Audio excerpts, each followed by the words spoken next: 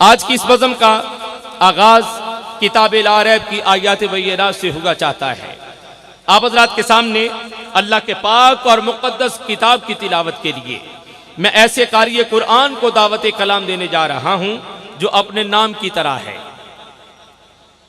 आने वाले कारी कुरान का ताल्लुक सरजमीन मुल्तान से है, मदीनतुल औलिया से है। और मुल्तान की सरजमी ये वो सरजमी है कि जिस सरजमी पर गलियों में सदा देने वाला फकीर भी बड़े सुर में सदा देता है। मैं सुर वाली जमीन से आप हज़रात के सामने एक ऐसा सुर वाला कारी पेश करने जा रहा हूं। हर चंद क्या पूछेंगे कि तिलावत के लिए सुर की क्या जरूरत है। खल्लाक़े आलम ने फरमाया कि कुरान को तरतील से पढ़ो, और नबी पाक ने फरमाया कुरान को अपनी खूबसूरत आवाज़ों से मुज़य्यन करो। और कुरान मुक़द्दस को पढ़ने के लिए भी हक है कि इसको इस अंदाज में पढ़ा जाए कि सुनने वाला महसूस हो कि आयात कुरानियाँ नूर बनकर दिल में उतर रही हैं, दिल में नाजिल हो रही हैं। इस खूबसूरत नगम, इस खूबसूरत तरन्नुम के हामिल कारी कुरान को आप हज़रात के सामने दावत देने जा रहा हूं, जो तिलावत कुरान का हक अदा करता है। और करे भी क्यों ना, जिसे हक ने नवाजा हो, जो हक से नवाजा हो, फिर वो हक कलामे हक पेश करने में क्यों ना हक अदा करे। तो मैं आप हज़रात को हक के तिलावत अदा करने वाला, कलामे हक पेश करने वाला और हक की तरफ से नवाजा होगा, एक ऐसा हक नवाज पेश करने जा रहा हूं जो खुद भी सईदी है और कलामे हक जो सुनता है उसे भी सईद कर देता है। आइए इस बज़्म सईद से वो जिक्र सईद सुनते हैं जिसे सुनकर सुनने वाला सईदी हो जाता है, और सुनने वालों के लिए वो समा सईद ही नहीं बल्कि अजीज़ान गिरामी कदर ईद से बढ़कर हो जाया करता है। बारगाह साहिब कुरान में नाते अव्वल पेश करने के लिए वो नात जो नाते मुस्तफ़ा है और बाज़ुबान खुदा है, उस नाते अव्वल से हमारी समातों को मुनव्वर करने के लिए सरजमीन मुल्तान से तशरीफ फरमा मंबा एहतरामात फरामाज़ा जनाब आकाए हक नवाज सईदी दरखास्त भी कुनम के बराए किरात कलामी मजीद फुरकान हमीद तशरीफ फरमाया। ज़ीनतुल कुर्रा, फ़ख्रुल कुर्रा, नजमुल कुर्रा, अल मुक़री शेख हक नवाज सईदी दामत बरकातुहुल कुद्सिया मुल्तमिसूं जनाब मन तशरीफ लाएँ और आयात कुरानिया से आज की इस बज़म का आगाज़ करते हुए बारगाह साहिब कुरान तक लिए चले। तो मैं गुजारिश करूँगा कि कुरान से नात मुस्तफ़ा सुनने के लिए कोई ज़ुबान खामोश न रहे, मिलकर बाबा जो पढ़ने का जो कहा जाता है दर हकीकत कहने वाला कह देता है, लेकिन दुरूद सलाम पढ़ना ये हुक्म बारी ताला है। जो दुरूद सलाम सुनकर या दावत सुनकर दुरूद सलाम नहीं पढ़ता वो बंदा गुनाहगार होता है। तो ये तामील हुक्म खुदाबंदी में जरूरी है कि दुरूद सलाम पढ़ा जाए। पढ़िए अस्सलातु वस्सलामु अलैका या सय्यदी या रसूल अल्लाह व अला आलिका व अस्हाबिका या सय्यदी या हबीब अल्लाह। सुभान अल्लाह, सुभान अल्लाह। बहुत शुक्रिया।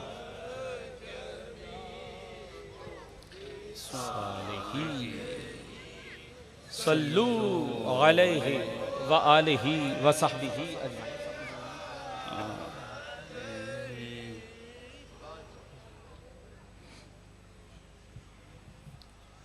एक मरतबा फिर पढ़ लिया अस्सलातु वस्सलामु अलैका अस्सलातु वस्सलामु अलैका या सय्यदी या हबीब अल्लाह व अला आलिका व अस्हाबिका या सय्यदी या हबीब अल्लाह।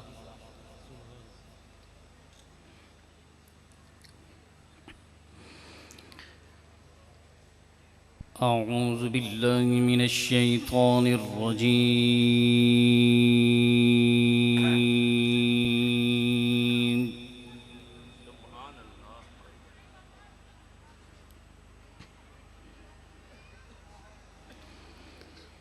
बिस्मिल्लाहिर रहमानिर रहीम।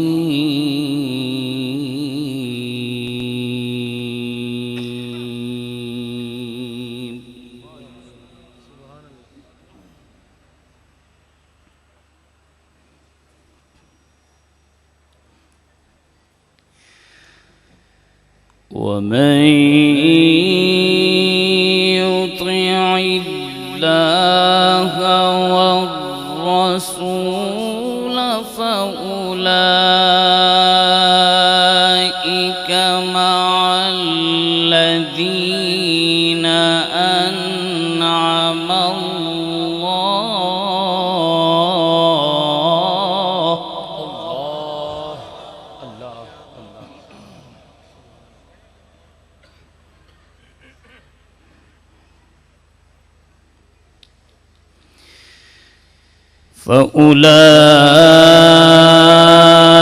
فأولئك مع الذين أنعم الله عليهم من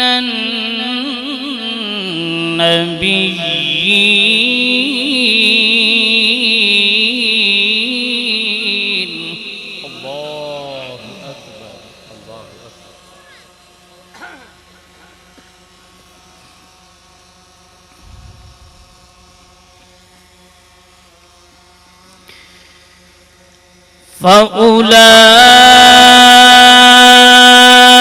فأولئك مع الذين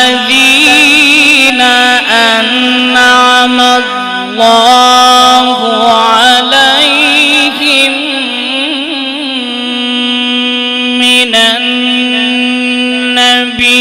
النبيين والصديقين.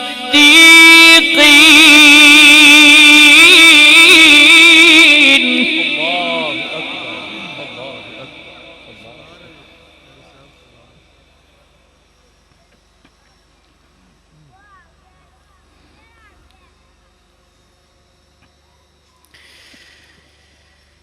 والصديقين والشهداء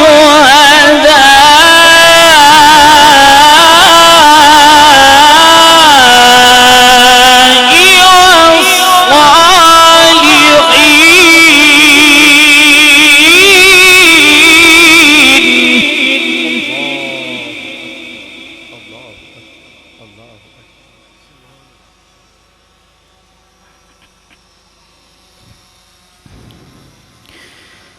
وحسن أولئك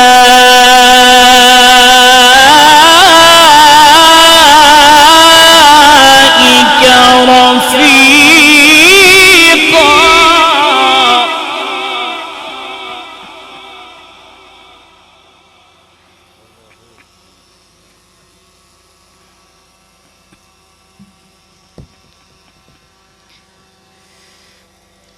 بسم الله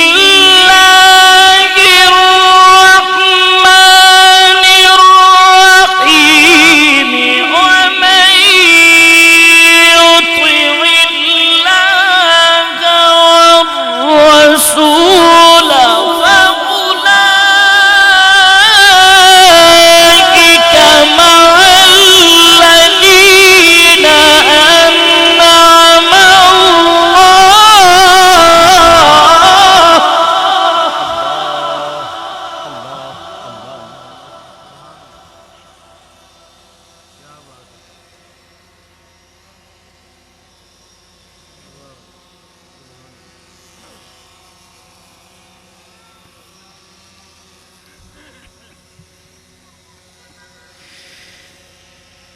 ومن يطع الله والرسول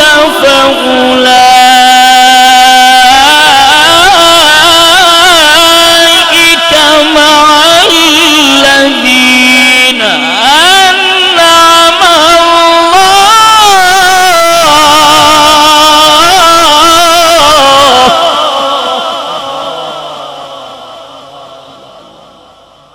سبحان الله سبحان الله.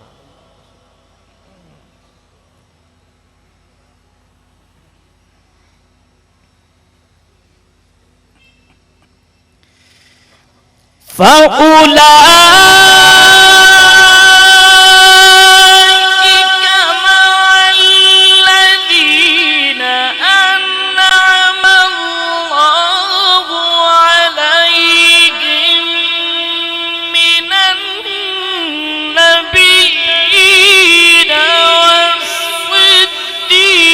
والصديقين والشهداء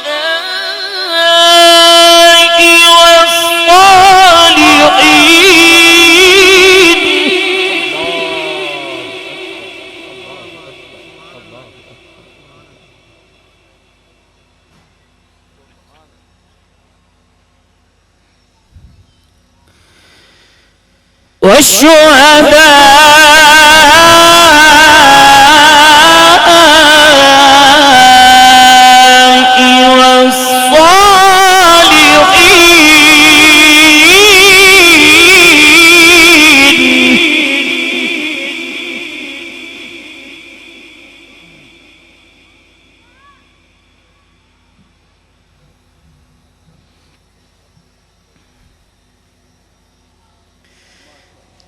والشهداء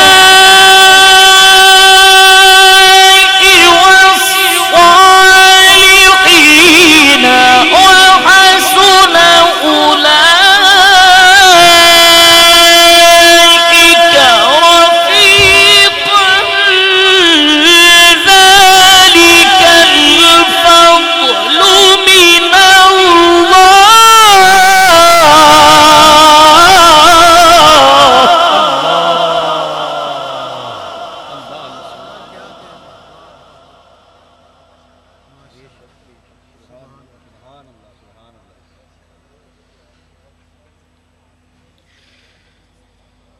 والشهداء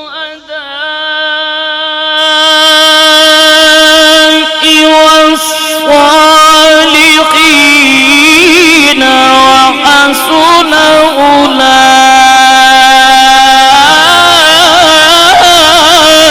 أولئك رفيقا.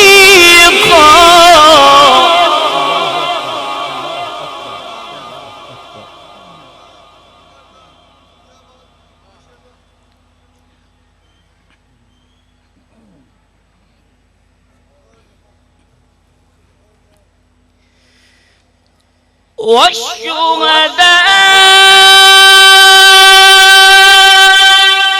والصالحين وحسن أولئك رفيقا ذلك الفضل من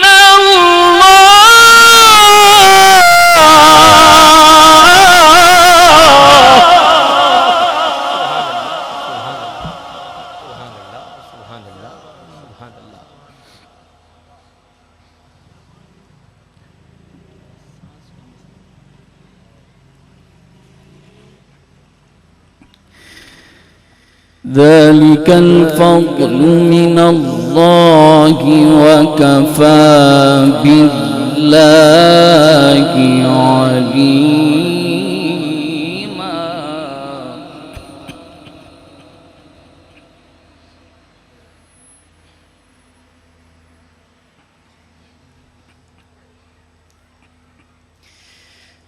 بسم الله الرحمن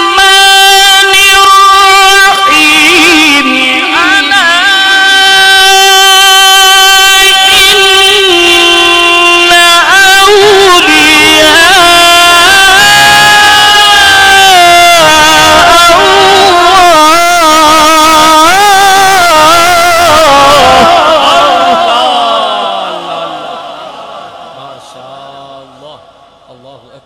सुभान अल्लाह। अहसन या शेख, माशाअल्लाह। अला इन्ना औलिया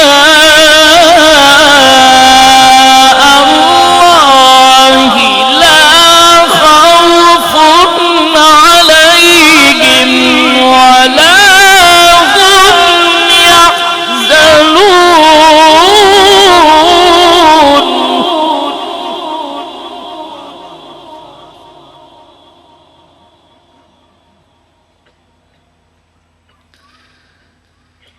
الذين آمنوا وكانوا يتقون لهم البشرى في الحياة الدنيا.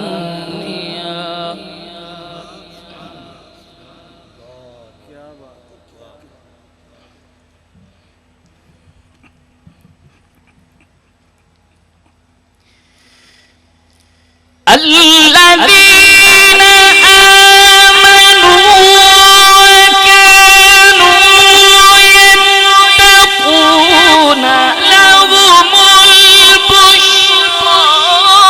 في الحياة الدنيا وفي الآخرة لا تبديل لكلمات الله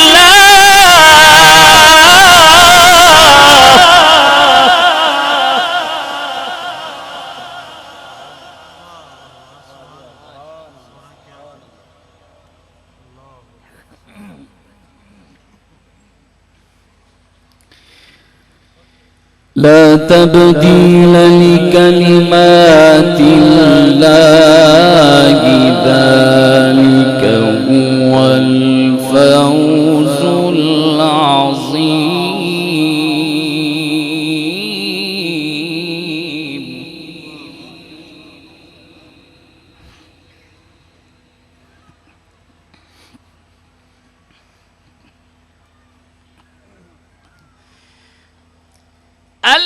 الذين آمنوا وكانوا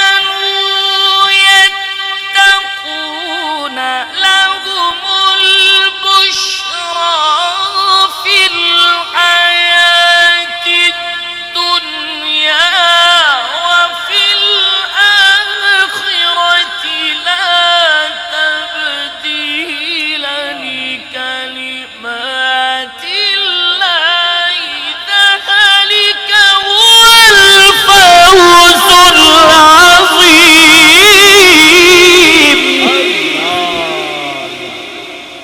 سبحان الله سبحان الله سبحان الله سبحان الله अकबर अल्लाह अकबर अल्लाह لهم البشرى في الحياة الدنيا وفي الآخرة لا تبديل لكلمات الله لا تبديل لكلمات الله.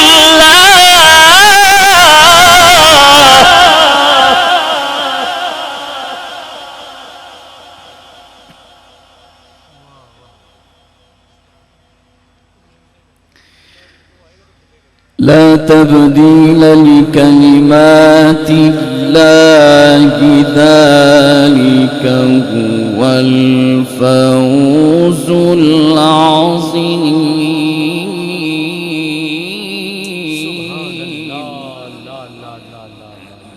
अल्लाह अकबर अल्लाह अकबर.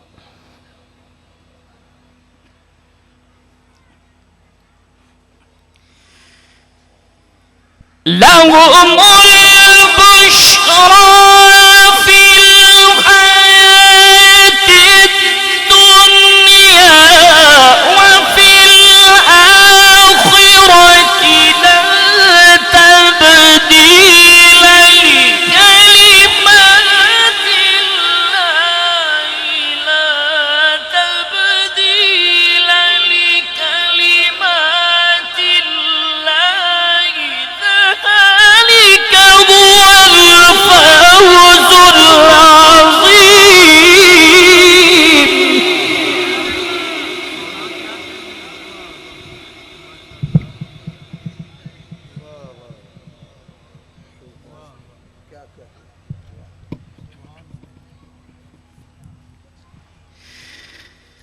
لا تبديل لكلمات الله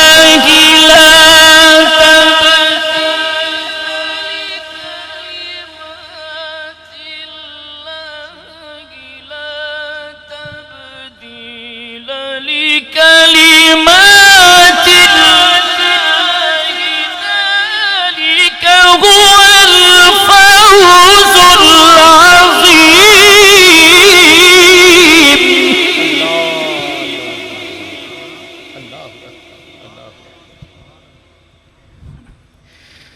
بسم الله الرحمن الرحيم. وسيق الذين اتقوا ربهم إلى الجنة زمرا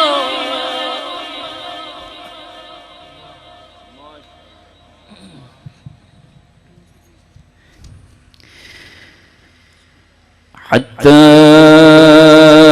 إذا جاءوها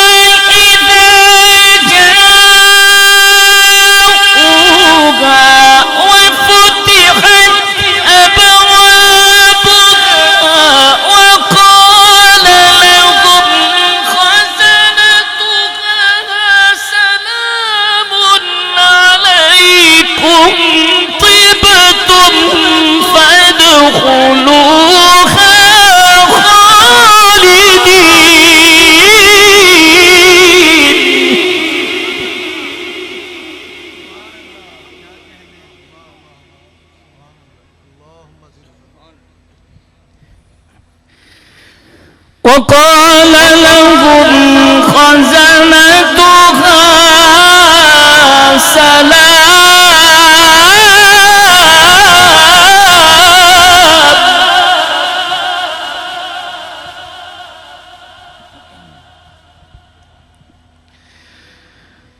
وقال لهم خزنتها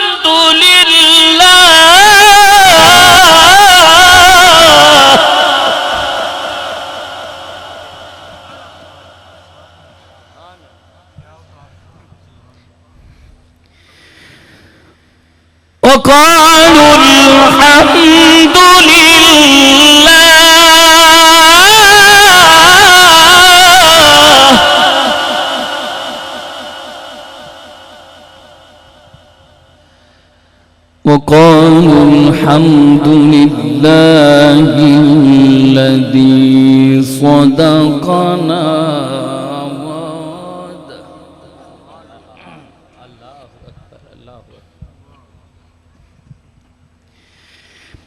وقال لهم خزنتها سلام عليكم طبتم فادخلوها خالدين وقالوا الحمد لله.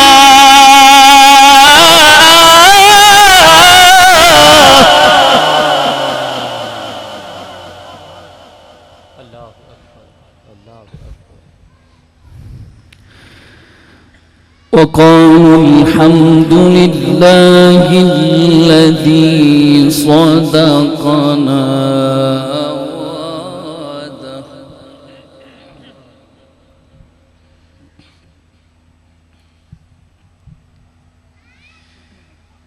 وقالوا الحمد لله الذي صدقنا وعده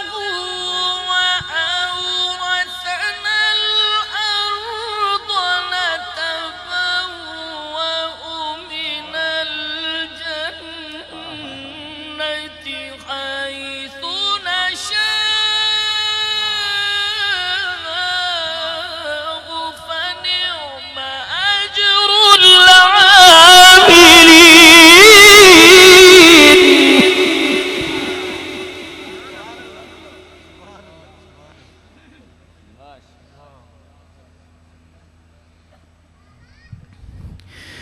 وترى الملائكة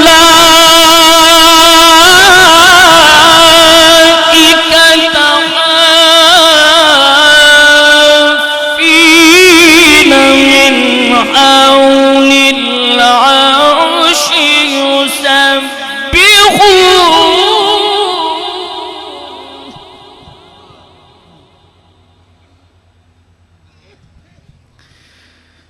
يسبحون بحمد ربهم وقضي بينهم بالحق وقيل الحمد لله.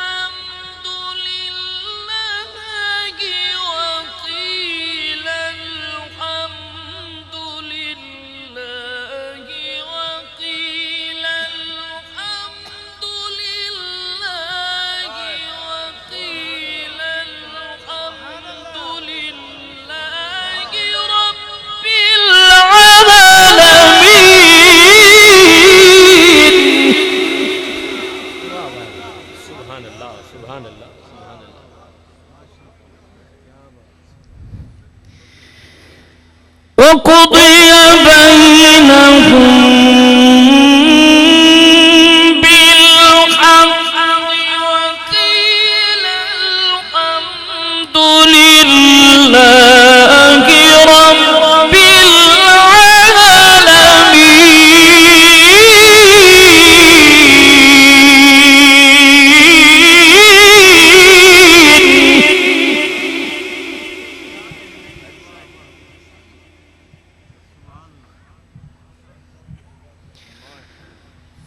بسم الله الرحمن الرحيم. حميم.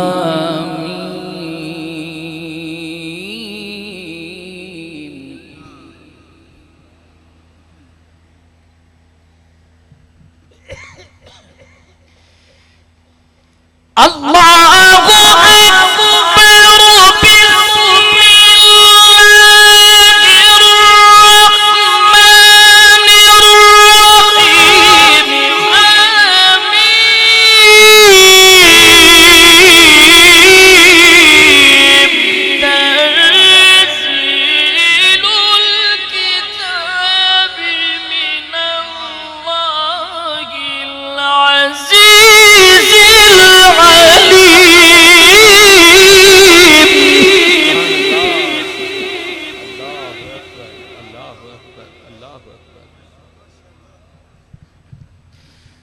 بسم الله الرحمن الرحيم. حميم.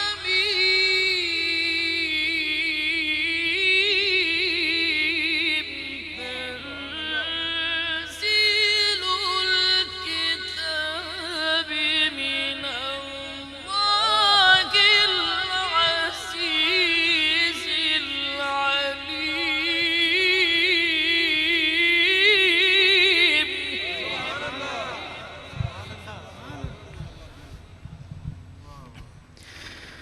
غافر الذنب وقابل التوب شديد العقاب.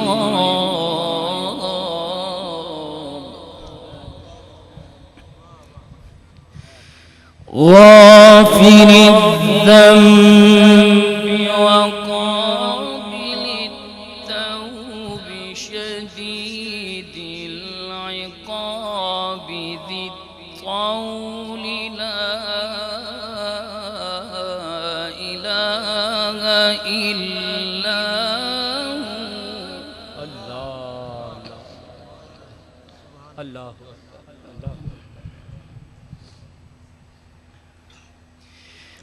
غافر الذنب وقابل التوب شديد العقاب ذي الطول لا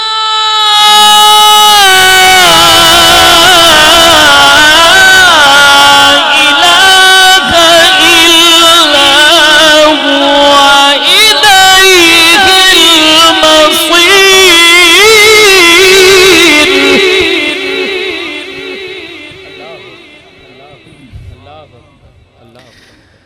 बिस्मिल्लाहिर्रहमानिर्रहीम।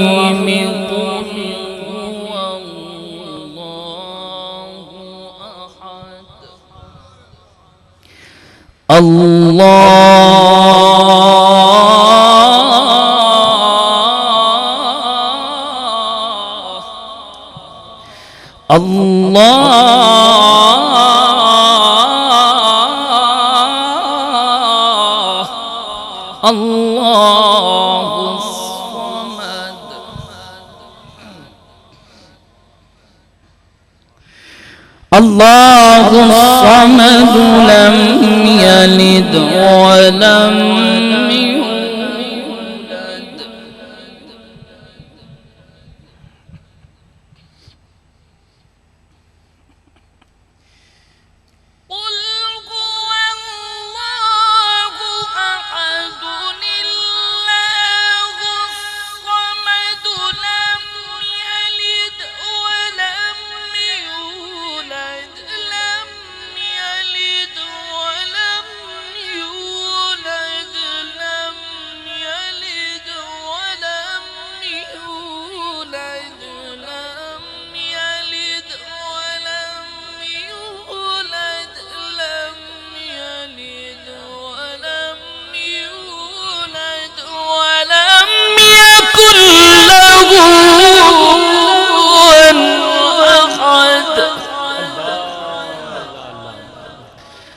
लम यलिद वलम यूलद वलम यकुल लहू कुफुवन अहद।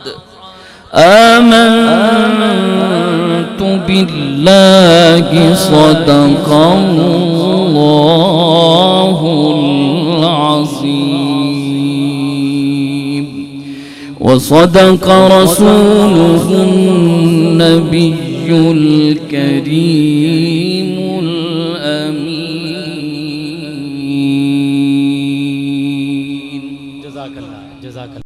के लिए तशरीफ लाए हैं ना काबर अज़ीम साहब, वो पूरा तारफ नहीं करा सके उनका। वो माशाल्लाह सालों बाद आपने अख्तर सदीदी साहब का रूप देखा हो। ये फनाफिल अख्तर सदीदी हैं, उनके शागिर्द रशीद हैं। ये इनका तुर्रा इम्तियाज़। इन फ़ज़ाओं में अख्तर सदीदी की नकाबत बड़ी गूंगी है, लिहाजा आज हमारे सुनने वालों को वही समा बन गया है। आपके आने से हम आपके बड़े मशकूर हैं। जनाब, आपकी शफ़क़त आपने तलब किया, अल्लाह करीम हम सब की हाज़िरी कबूल फरमाए। अज़ीज़ान मोहतरम, जनाब किबला कारी हक नवाज साहिब ने कमाल अंदाज में हक अदा किया, और जो हक ने इन्हें नवाजा था, इन्होंने हमें नवाज दिया। और कलामे हक में ज़ाते हक ने यह फरमाया कि हमने जिन्हें ये किताब दी वो इस किताब की तिलावत का हक अदा करते हैं। और इमाम गजाली फरमाते हैं कि हक तिलावत क्या है। फरमाया हक तिलावत ये है कि कारी जिन आयात को पेश करे उसकी शान नुज़ूल, उसकी तशरीहात, उसके मानी मतलब मफाहीम उसके इल्म में हो, ताकि जब वो आयात कुरानियाँ पेश करे उन कुरानी आयात में जो अल्लाह की तरफ से वईद है, नवीद है, हुक्म है, तालीम है, उसको अपने नगम के जरिया से मकामात के एहतमाम के साथ पेश करे, ताकि सुनने वाले सामी को पता चले कि इस आयत में अल्लाह ने क्या फरमाया। तो ये एक हकीकी कारी कुरान का हक हुआ करता है कि वो हक के तिलावत अदा करे। किबला कारी हक नवाज साहब ने कमाल अंदाज में ये हक के तिलावत अदा किया।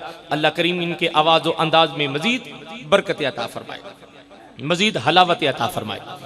अजीज़ान मोहतरम, हमारा कोई बहुत करीबी को प्यारा मरने के करीब हो और जान ना निकल रही हो तो हम कहते हैं सूरह यासीन पढ़ो ताकि इसकी जान आसानी से निकल जाए। तो आपसे सवाल करता हूं, क्या कुरान मरना आसान करने के लिए नाजिल हुआ है या जिंदगी आसान करने के लिए? तो अगर कुरान से मरना आसान हो सकता है तो जिंदगी आसान क्यों नहीं?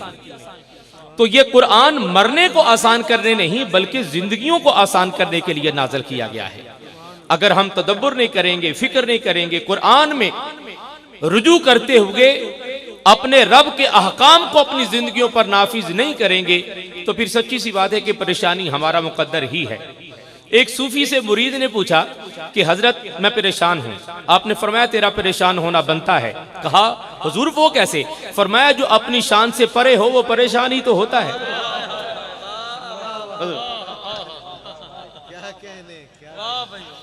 फरमाया जो अपनी शान से परे हो वो परेशान ही तो होता है।